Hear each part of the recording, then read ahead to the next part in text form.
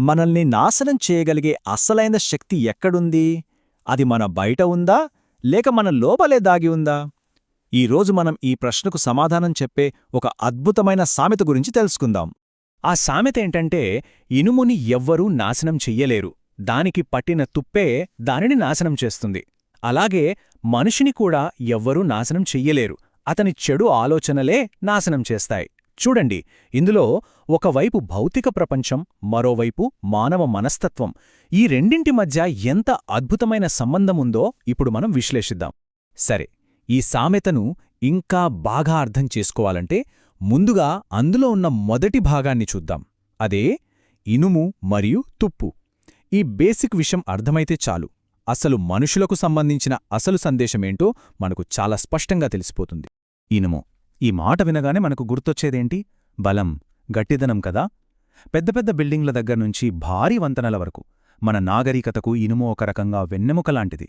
దాన్ని చూస్తే బయటనుంచి దాన్ని నాశనం చేయడం దాదాపు అసాధ్యమనిపిస్తుంది. అయితే ఇంత బలంగా, అజేయంగా కనిపించే ఇనుముకి అసలైన శత్రువెవరు? బయటనుంచి వచ్చే ఏదైనా పెద్ద శక్తా? ఊహించండి. కాని ఈ సామెత చెప్పే సమాధానం మనల్ని కొంచెం ఆశ్చర్యపరుస్తుంది. అసలైన శత్రు మరేదో కాదు, తుప్పు. ఇక్కడ ముఖ్యమైన విషయమేంటంటే, ఈ తుప్పు అనేది బయటనుంచి జరిగే దాడి కాదు.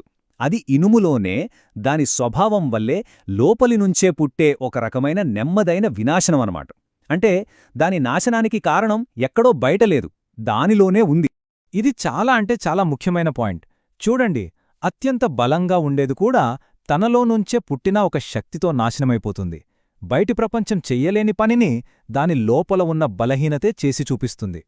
సరే, ఇప్పటివరకు మనం ఇనుము, తుప్పు గురించి చూసాం కదా. ఇప్పుడు ఇదే ఉదాహరణను వాడుకుని ఈ సామెతలో ఉన్న రెండో ఇంకా ముఖ్యమైన భాగాన్ని చూద్దాం. అదే మన మానవ మనస్సు. ఇనుమును దాని తుప్పే నాశనం చేస్తుంది సరే, మరి అలాగే ఒక మనిషిని ఏది నాశనం చేస్తుంది? ఈ ప్రశ్నకు వచ్చే సమాధానంలోనే, ఈ సామెతలోనే అస్సలైన జ్ఞానం దాగి ఉంది. ఇక్కడ చూడండి, ఈ పోలిక ఎంత సూటిగా స్పష్టంగా ఉందో. ఒకవైపు ఇనుము, దాన్ని నాశనం చేసేది తుప్పు. మరోవైపు మనిషి, అతన్ని నాశనం చేసేవి చెడు ఆలోచనలు. అంటే మన అతిపెద్ద శత్రువు ఎక్కడో బయటలేడు, మన మనసులోనే ఉన్నాడు. ఈ మానసిక తుప్పు అనే ఐడియా భలే ఉంది కదా. దీన్ని గురించి ఇంకొంచెం లోతుగా చూద్దాం. అసలీ చెడు ఆలోచనలు మనల్ని ఎలా బలహీనపరుస్తాయి? తుప్పు ఎలాగైతే నెమ్మదిగా ఇనుమును తినేస్తుందో, అలాగే మనలో ఉండే నెగటివ్ ఆలోచనలు, అంటే భయం, ద్వేషం, అనుమానం, ఆందోళన లాంటివి మన ధైర్యాన్ని, ఆత్మవిశ్వాసాన్ని, ఆనందాన్ని మెల్లమెల్లగా తినేస్తాయి.